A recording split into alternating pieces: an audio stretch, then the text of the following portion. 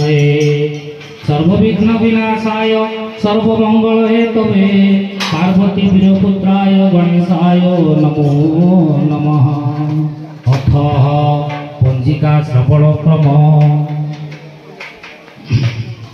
कैलास शिखरासीनं गौरी पुच्छन्ति शंकरम् अधुना मृगिमे नाथ नवपञ्जी शुभाशुभम्।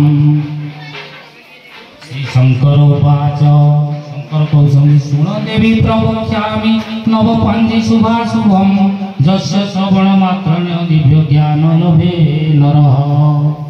ग्रह विप्रमुखात् सर्वे तृणीया नवपञ्जिका तत्फल लभते नर पंजिका श्रवणे च। गंगा तीर्थे स्नात्वा जत फल लभते नर तत्फल लभेत पंजिका श्रवणे च। ग्रह विप्राय दातव्य फलम भोज्य श्रवश्रकम् शक्ति देयत इति देवी पुरोहित्यम्।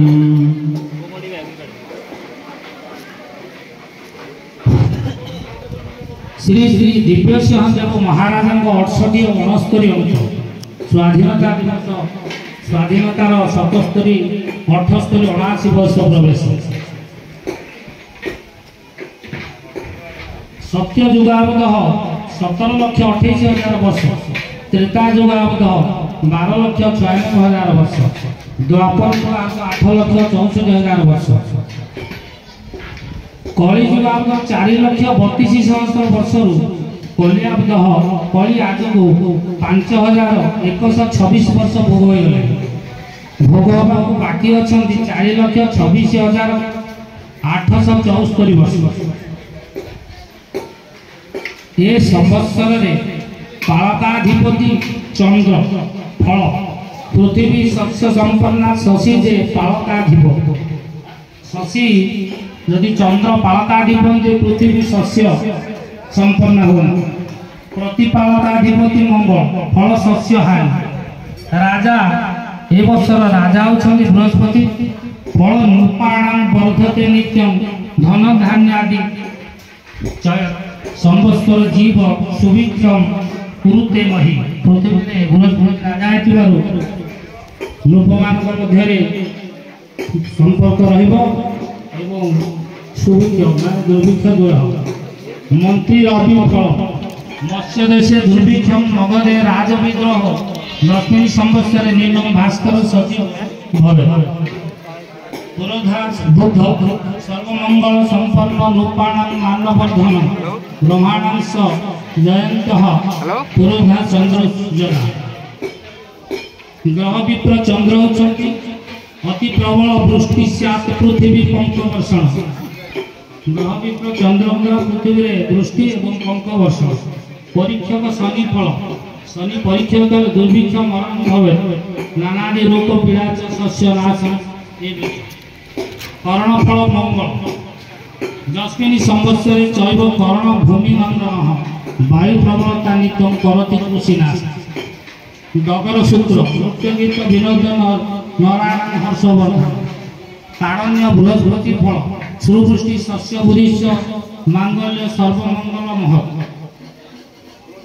संवत्सरे अर्थ रक्षक रवि आस्थान रक्षक बुध प्रतिहारी शनि दंडकार मंगल चंद्रमाधिप रवि शस्याधिप बुध अर्घ्याधिप रवि रसाधिप शुक्र निरसाधिप बुध दुर्गाधिप रवि धान्याधिप मंगल मेघाधिप रवि फलाधिप रवि धान्याधिप बुध। ये संवत्सर में मेघों का नाम संवत्सर फल मेघंकर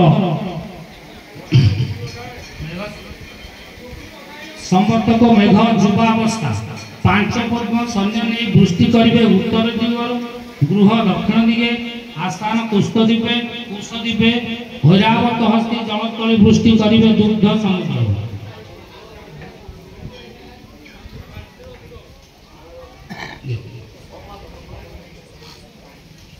आढ़क प्रमाण 100 योजन मध्य समुद्र 20 भाग को 4 माण उत्सव के 30 योजन मध्य समुद्र 10 भाग 2 माण गभीर 60 योजन नदी पर्वत 6 भाग को 1 माण 3 विश्वा 4 गंडा बहल 10 योजन मध्य पृथ्वी रे 4 भाग सुनुमान 12 विश्वा 16 गणा तेणु पृथ्वी रे शस्य आय 12 विश्वा 16 गणा मात्र ऐरावत हस्ती जल करिब दुग्ध समुद्र वृष्टि करिब 100 दिन 100 दिन तन्मध्य समुद्रे 50 दिन नदी पर्वते 30 दिन देश 20 दिन वृष्टि हो वर्षा संचार मिथुन मासर संक्रांति पुरुष व्याघ्र वाहनी कृषि संचार स्वल्प जल वृष्टि कर्कट मासर संक्रांति पुरुष महिष वाहन अभिवाह संचार हीन जल वृष्टि सिंह मासर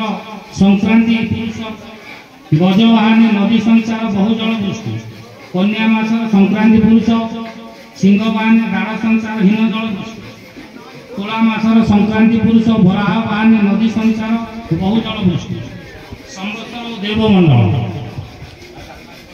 वर्तमान संवत्सर नाम काल अगरण 28 दिन मेष 30 दिन इंग्राजी 13/5/2025 तारीख मंगलवार संवत्सर नाम सिद्धार्थ जुगंग नाम अश्वनी पुत्र अंगिरसंग नाम ईदावत्सर यार अधिपति चंद्र हेबे विद्युत नाम चंचला गर्जनक नाम गर्जित मंडल नाम अनल वायु नाम वायु नागंग नाम महादंत नागपत्नी नाम सुगात्रा ब्रह्मांग नाम विरंची विष्णु नाम कृष्ण इंद्र नाम अमराधीश गंधर्व नाम सप्रज पुष्पंग नाम पद्म सभांग नाम सुधर्मा वृक्षंग नाम संतान गजंग नाम सुरगज अश्वंग नाम हेश्रेष्ठ इति देवमंडल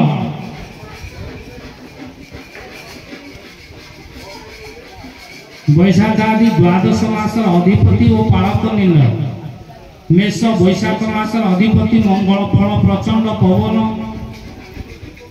घोर भय तथा पृथ्वी घोर युद्ध स्यात् भय में मासाधीन नाय वृष ज्येष्ठ मासर अधिपति बृहस्पति सुवृष्टि शस्य वृद्धिश्च सुभिक्षम यस्य शस्य वर्धनम ब्राह्मण सुत कर्म को जीवे मासाधि नाय तो वृष मासरे सुवृष्टि एवं ब्राह्मण मान मध्य शुभ मिथुन मासर अधिपति शनि दुर्भिक्ष मंदबुद्धि प्रजानांग रोग पीड़न मिथुन मासरे दुर्भिक्ष मंदबुद्धि प्रजानांग रोग पीड़ा कर्कट मासर अधिपति चंद्र नारायण श्लेष